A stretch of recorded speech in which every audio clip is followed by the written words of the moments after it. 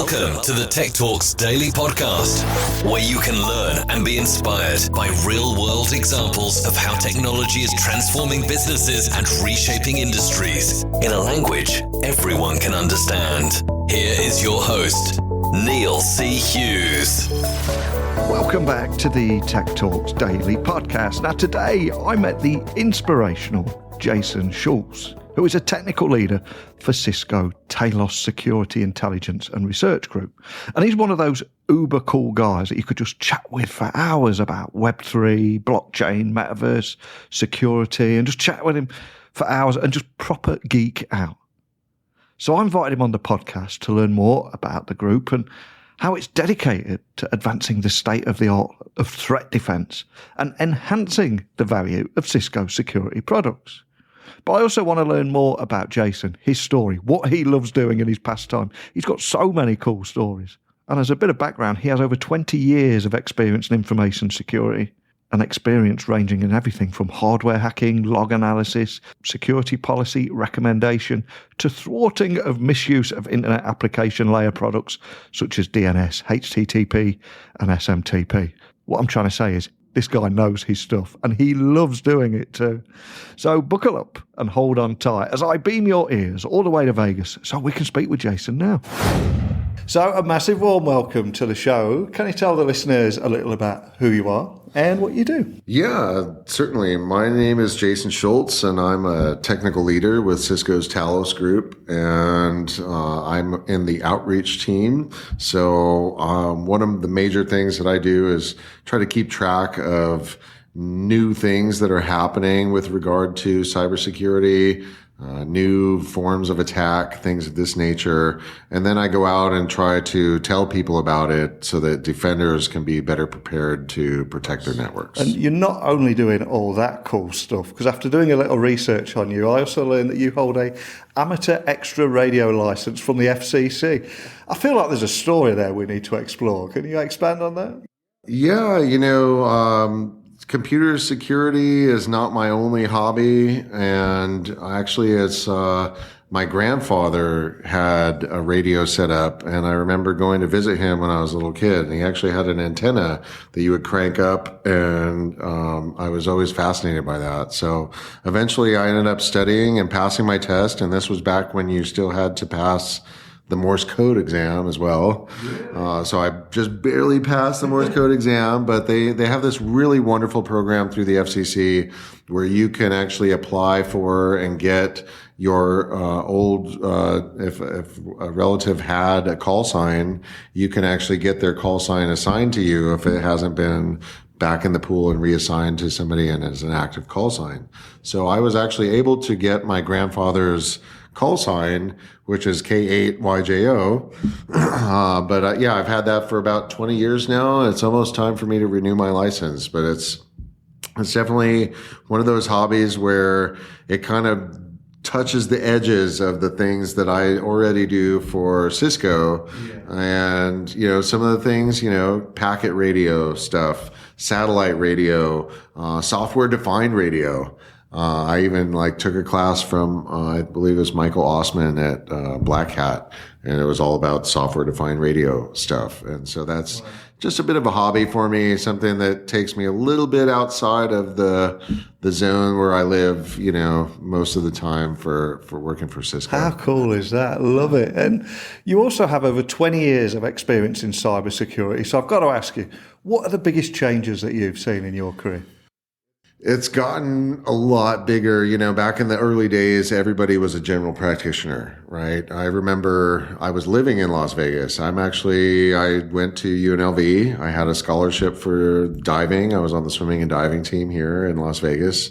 And while I was living here, I was studying computer science, but there were no schools teaching computer security. So anybody who was involved in security back in the early 2000s, really, even into the mid 90s, you were not necessarily trained by a university in computer security. It was probably a hobby for you. Yeah. And that's one of the things that it was for me. So I remember going to, I think my first DEF CON was DEF CON 3, and it was just this tiny event at the Tropicana and, maybe a couple of dozen talks. And it was much, much different than the event that you have now today, which is, thousands and thousands of people. And now if you want to get into computer security, you have to specialize in something, right? You need to be an email person, a web person, a network person, a DNS person. So,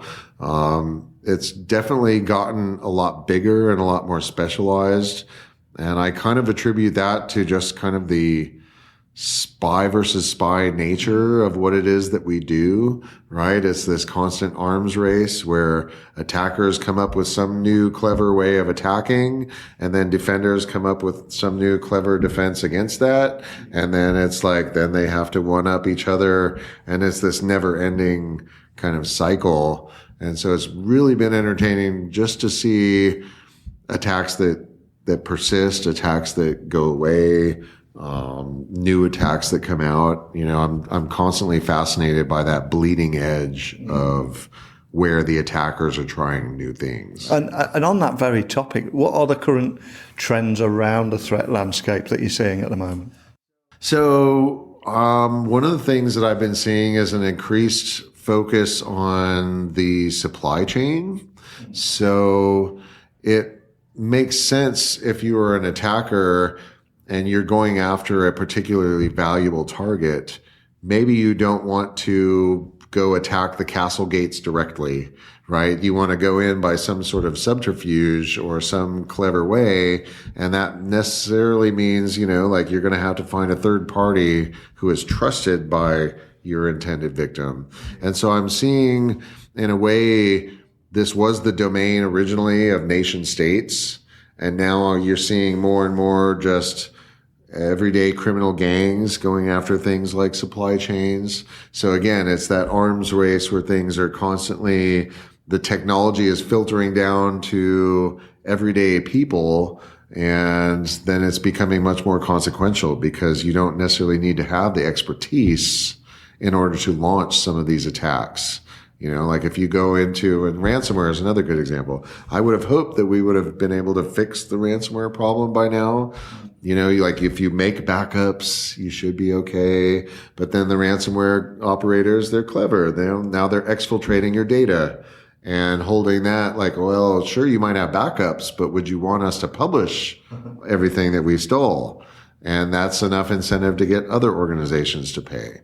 So, there's definitely, the technology, which was once wielded only by the most advanced attackers, has now become more democratized and is being used by people with much fewer skills and fewer resources, but still to great effect, which is one of the things that keeps motivating me as a defender, honestly, is, we have to make the internet and the networks that we use safe for every person who wants to use them. So that's kind of why I do what I do. I don't know. Don't tell Cisco, but if they don't have to pay me, I'd probably still do all this stuff, even if they weren't paying me. Cause it started out as a hobby for me. And now it's something that, I actually do as my job. And, I'm definitely passionate about it. For the last 2 years, we've dreamed of having face-to-face conversations at a tech conference. And obviously, there was even a time where we thought they would never happen again. So I'm curious, from the conversations that you're having on the show floor right now and many, many customer meetings, are there any trends in what is keeping security leaders awake at night? Yeah, I would definitely say that after the pandemic has hit and people changed their work patterns from the office to working from home, has definitely increased, at least among the people that I speak to, the amount of paranoia that they have in terms of, you have people now working in these unsecured home environments, and they're sharing a network with their kids and their spouse. And maybe their kids are downloading some crazy, Minecraft, add-on that's like loaded with malware. And so now you're sharing this network with who knows how many other people at the same time you're processing confidential documents maybe related to your business.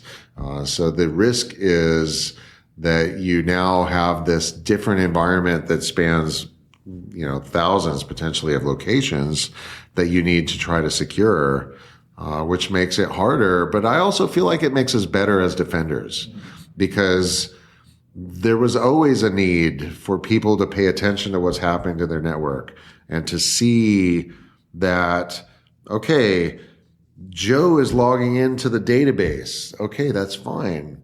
Does Joe log into the database at 3 a.m? Like hardly ever. Does Joe log into the database at 3 a.m. from an IP in China? Like never, right? So as a defender, increasing your awareness of at the 50,000 level, 50,000 foot level, you can actually then see kind of holistically, what are all the moving parts in my network, and having that visibility is key to defending against some of these current threats that we're seeing coming out. So, that's been tough as we've had to change our whole networks, right? Like it used to be, you'd go into the office and you'd actually have to swipe your badge, and then you're living behind a firewall. And, now we've got people VPNing in, and, I've got my 2-factor, but, how many people, honestly, you get a 2-factor response and you're like, okay, did I trigger this? I can see where even with 2-factor authentication, things can break down. And so that's been extremely challenging from my perspective. And then when I talk to other people, it's just, you're in this really dynamic environment, right? So there's a lot of excitement here at Cisco Live about new collaboration experiences with headsets, and also a fair bit of curiosity around the future of the Metaverse. So as a security guy, can you tell me more about securing the Metaverse and how that can be set, how we can all be safe in this new online realm? Because where everybody else is excited, I would imagine you're a little bit more cautious.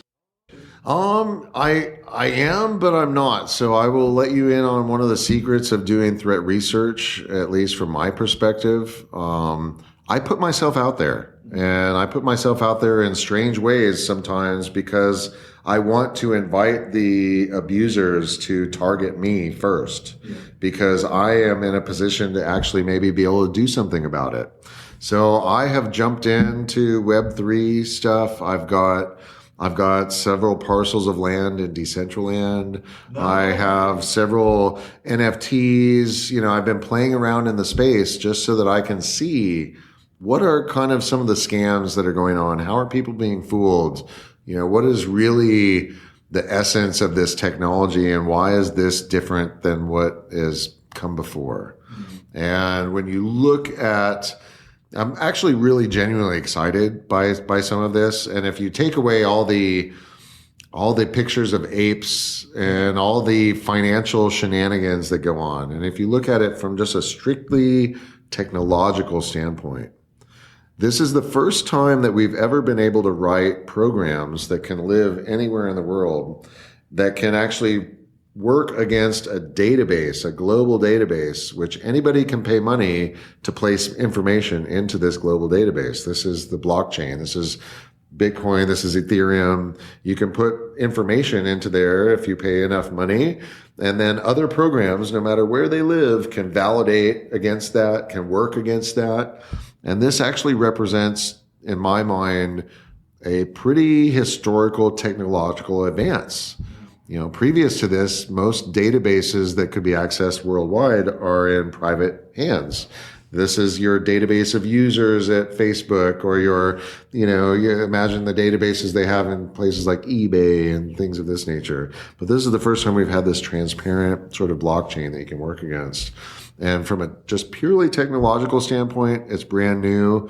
And I believe that we're going to have some really exciting new developments that come out of that. Like imagine being able to buy a ticket to an event and know that it's not counterfeit because it actually has been certified through, a cryptographic hash on that, So you you're going to see some innovations, I feel like, coming out.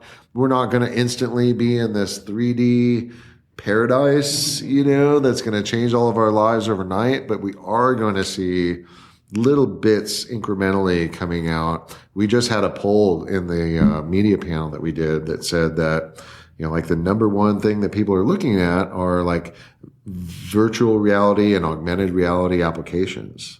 Now, we've already had like Pokemon Go since 2016, but I'm thinking like in terms of virtual or augmented reality, it'd be great to have something along the lines of like Google glasses, and then I could have my friend sitting in the chair next to me, and we could be having a conversation as if he's actually sitting there. You take off the glasses, they're not there. You put them on, they are. Like, this is going to actually, that feeling of presence is going to transform the way that we use the network.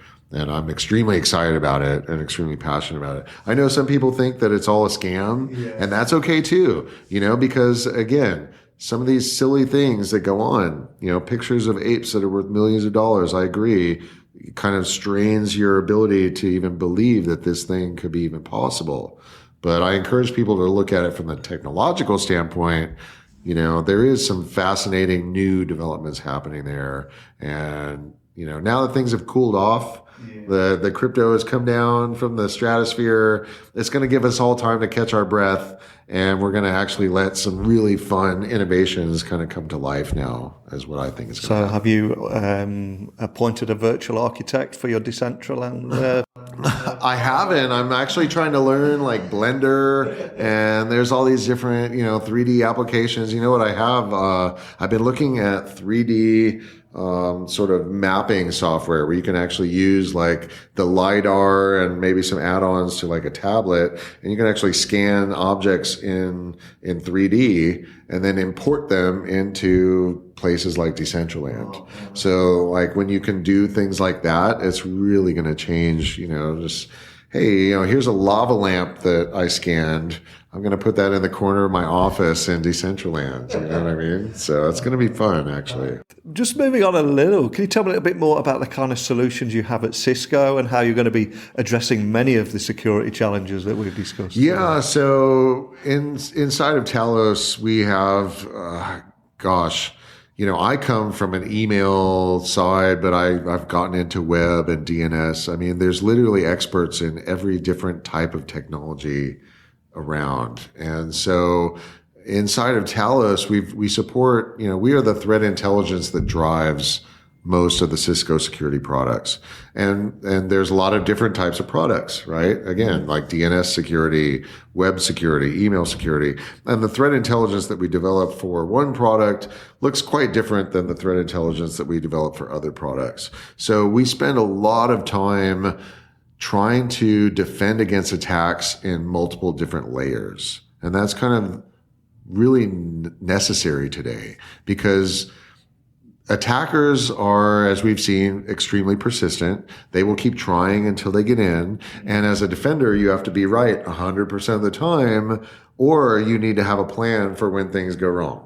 And now who's going to raise their hand and say, I'm going to be right 100% of the time? Like, nobody. So better have that plan for what you're going to do when people get in.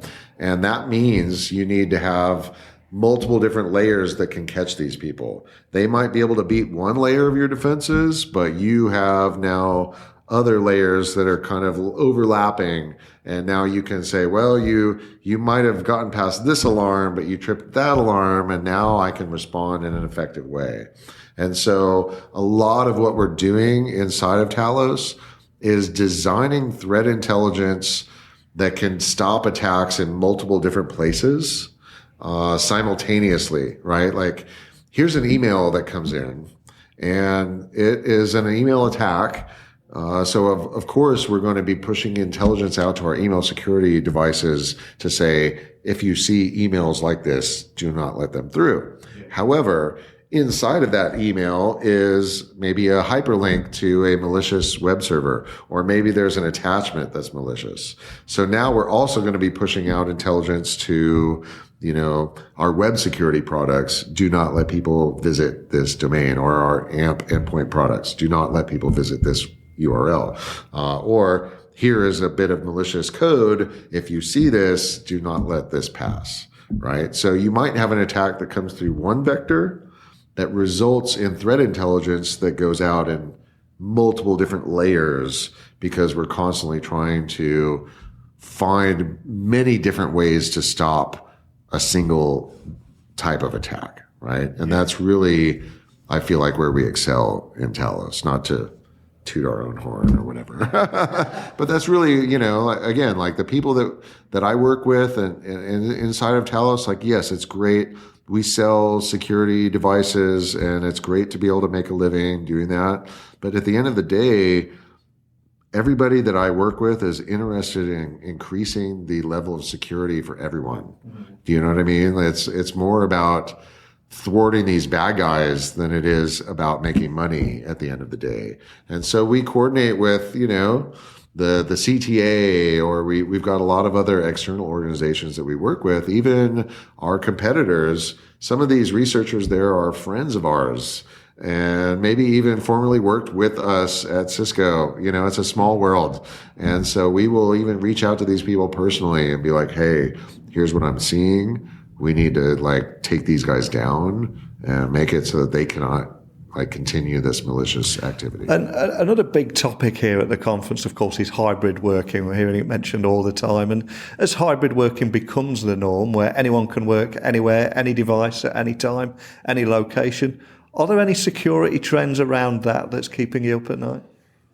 Yeah, absolutely. Devices that leave the corporate network and go kind of visiting around and downloading who knows what.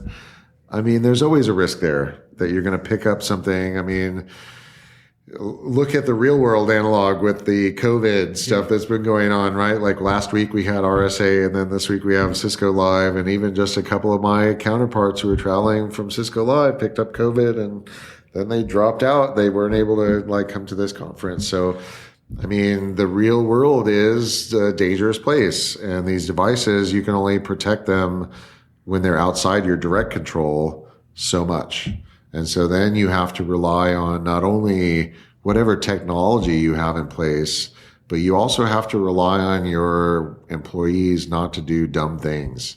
So that's one of the things, that's why I work in outreach too, is because, okay, technology is not a silver bullet.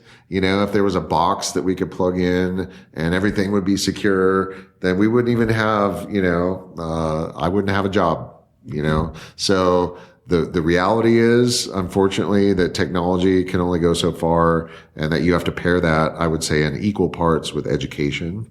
And so getting people to know about, what are the scams that we're seeing? Here's something that if you see this, you should be aware.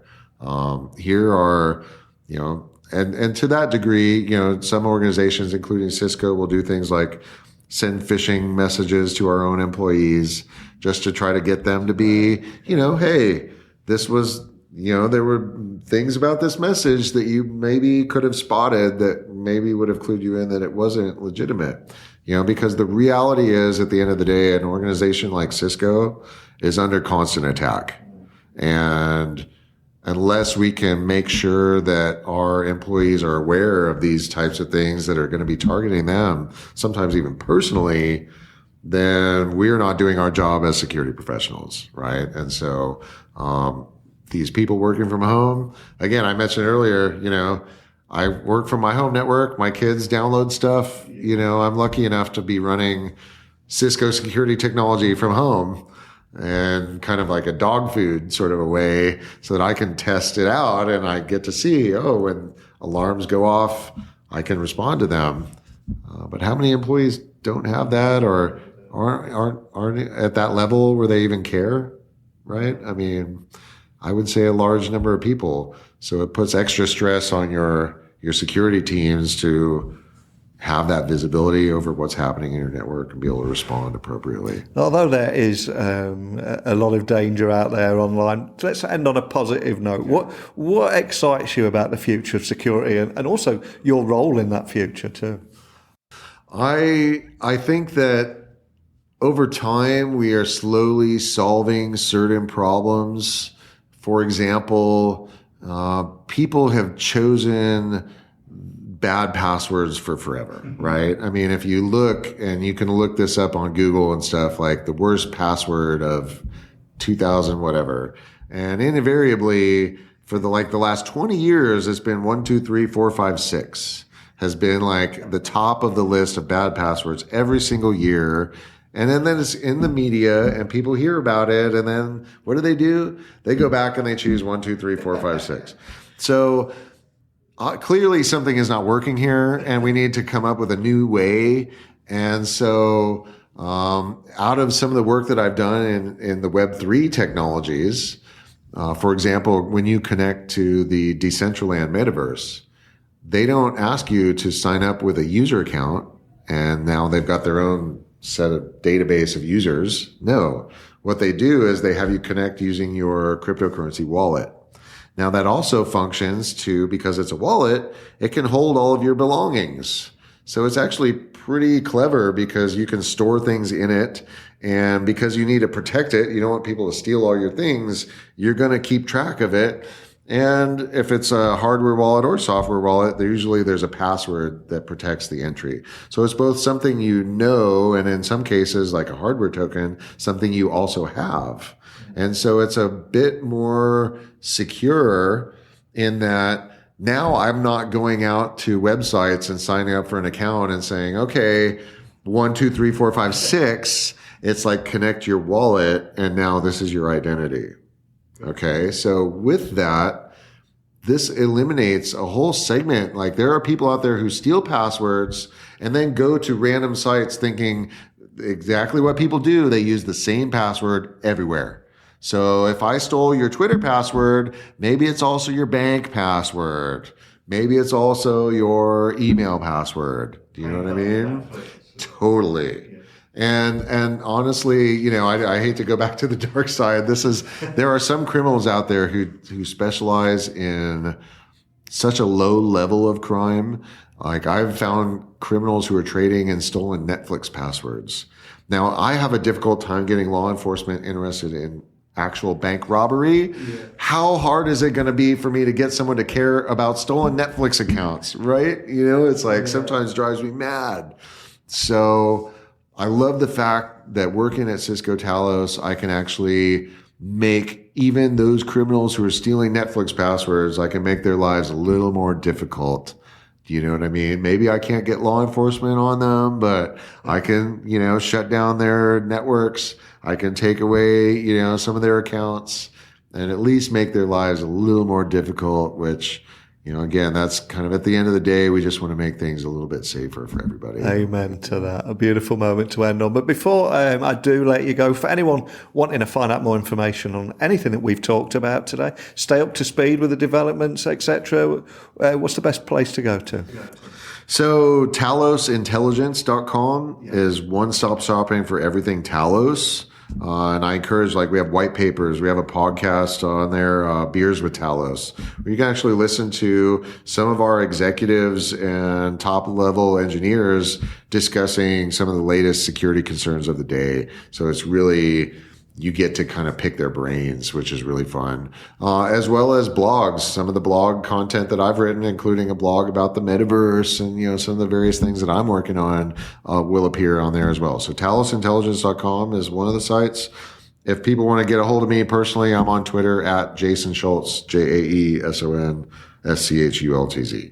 Fantastic. Well, I'll add all those links to the show notes so people can find you nice and easy. I appreciate you are back to back. You're hosting, you are part of many panels as well. So just a big thank you for taking the time to come off the show floor.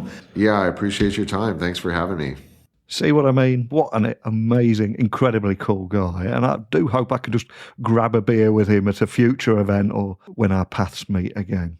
And just like I said at the very beginning, just geek out with the guy, man, because he's what they would say in the UK, a diamond geezer. But I'm curious, anything that we discussed today, did anything resonate with you? Are there any challenges or how you overcome challenges? Any stories around those things that you'd like to share with me and everyone listening? Or would you like to come on the podcast? Whatever it is, techblogwriter@outlook.com, Twitter, LinkedIn, Instagram, just at Neil C. Hughes. All I say is don't just hit follow or connect.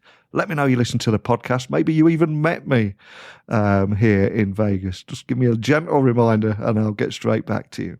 But that's it for today. So a big thank you for listening as always. And until next time, don't be a stranger. Thank you for listening to the Tech Talks Daily Podcast with Neil C. Hughes. Remember, technology works best when it brings people together.